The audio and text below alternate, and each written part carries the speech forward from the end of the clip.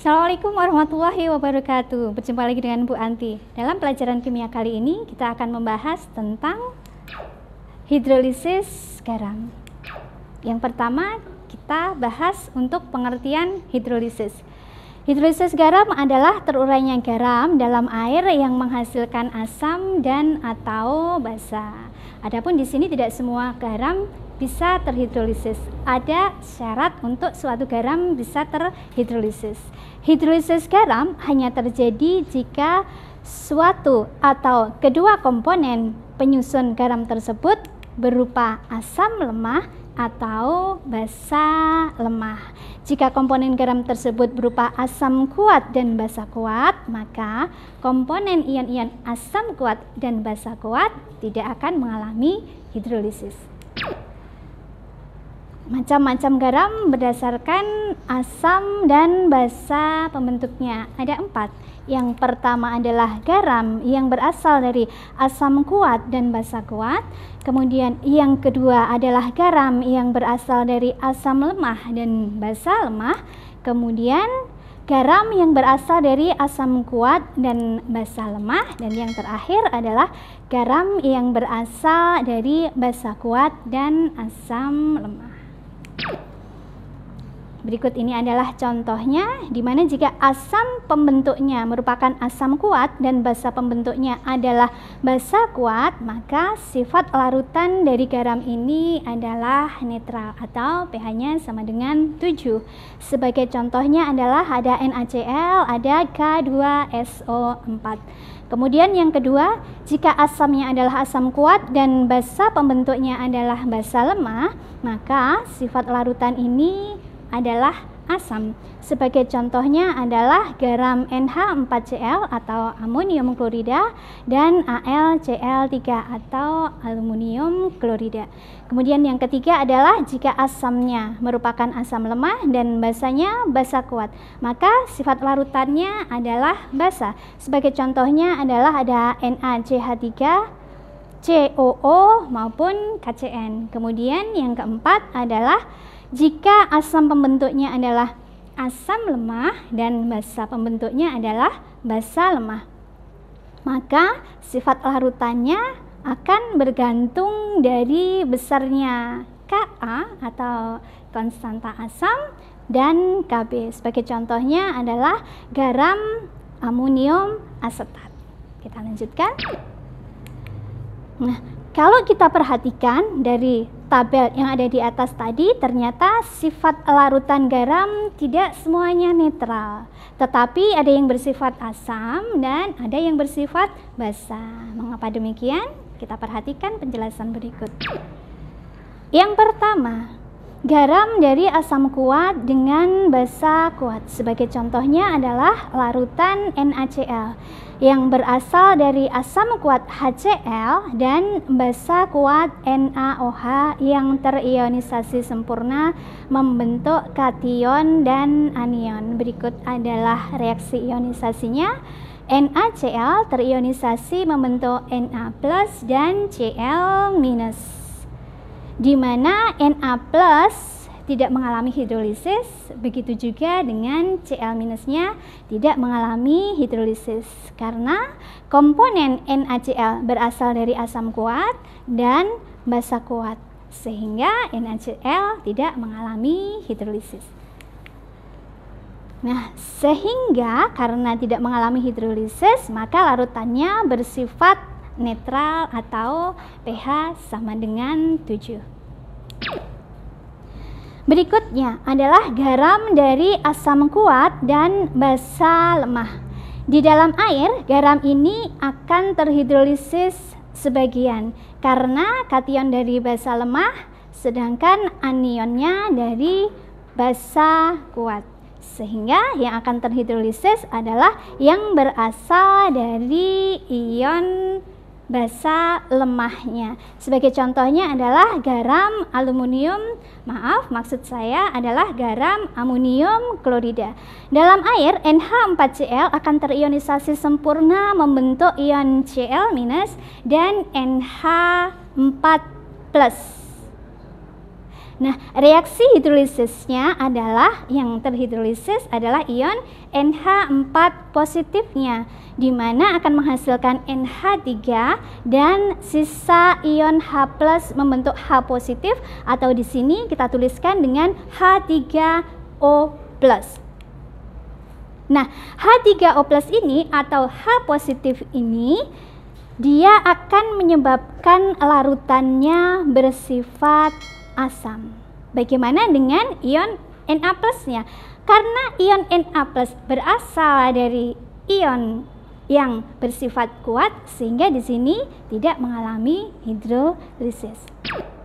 Nah, karena untuk jenis ini garamnya selalu bersifat asam atau pH lebih kecil dari 7, maka digunakan persamaan konsentrasi H positif sama dengan akar KH dikalikan dengan konsentrasi garamnya, di mana KH itu adalah konstanta hidrolisis, di mana bisa kita cari dengan KW atau konstanta water per Kb.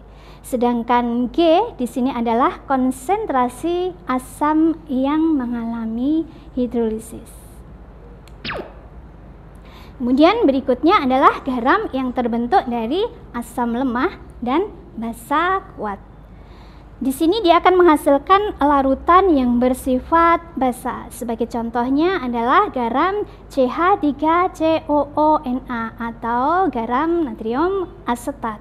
Terhidrolisis di dalam air, di mana yang akan mengalami reaksi hidrolisis adalah ion CH3COO- yang akan menghasilkan CH3COOH atau asam asetat dan meninggalkan sisa ion OH-. Nah, adanya ion OH- inilah yang menyebabkan larutan bersifat basa. Karena reaksinya menghasilkan OH-, maka larutannya akan bersifat basa atau pH lebih besar sama dengan 7. Sehingga rumusnya adalah konsentrasi OH- sama dengan akar KW dibagi dengan Ka dikalikan dengan konsentrasi garamnya. Yang terakhir adalah garam yang tersusun dari basa lemah dan asam lemah.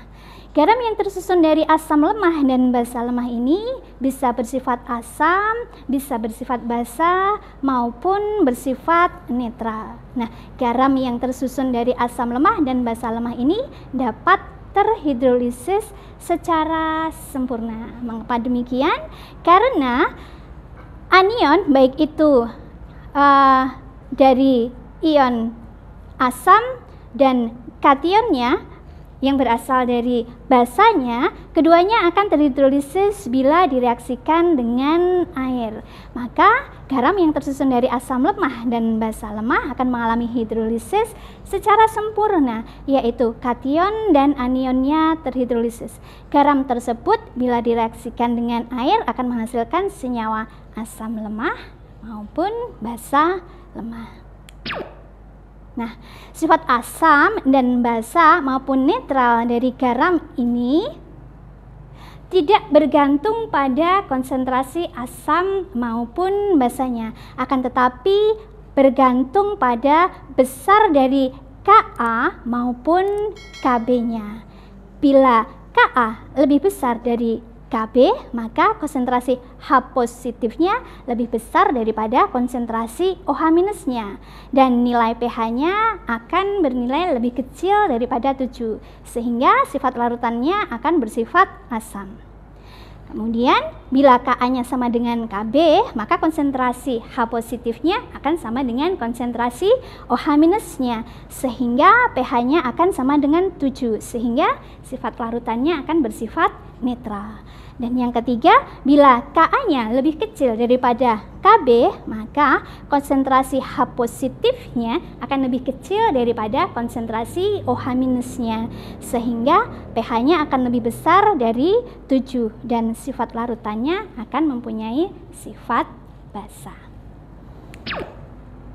Sekarang kita masuk pada contoh soal. Tentukanlah pH larutan Ca CH3COO 2 kali 0,1 molar, di mana KaCH3COOH sama dengan 1,8 dikali 10 pangkat minus 5. Kita tuliskan dulu yang diketahui, yaitu adalah KW, di mana KW adalah 10 pangkat minus 14 dan KA-nya adalah 1,8 kali 10 pangkat minus 5 dan konsentrasinya adalah 0,1 karena di sini ada 2 ion CH3COO sehingga di sini kita kalikan 2 dikalikan 0,1 molar sehingga dihasilkan 0,2 molar.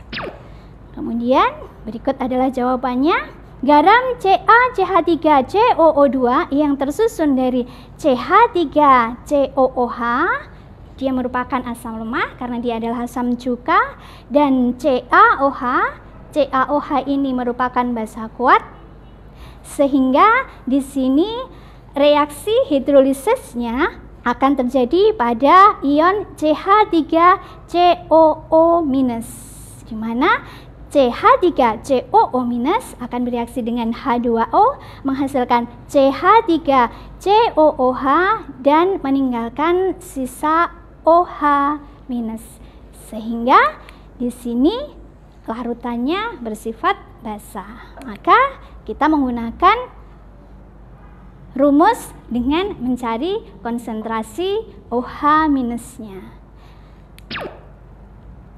Nah, sehingga rumusnya menggunakan konsentrasi OH-, di mana OH- sama dengan akar KW per Ka dikalikan dengan konsentrasi ion yang mengalami hidrolisis, yaitu 10 pangkat minus 14 dibagi dengan 1 kali 10 pangkat 5 dikalikan 2 kali 0,1. Hasilnya adalah 1,41 dikalikan 10 pangkat minus 5 molar.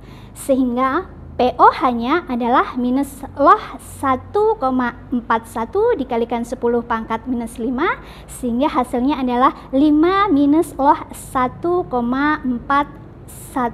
Sehingga pH-nya adalah 14 dikurangi dengan 5 minus loh 1,41, di mana 5 minus loh 1,41 adalah 4,8, sehingga dihasilkan pH larutan tersebut adalah 9,15. Nah, demikian tadi penjelasan kita tentang hidrolisis garam. Sampai di sini dulu. Sampai jumpa di video Bu Anti selanjutnya. Wassalamualaikum.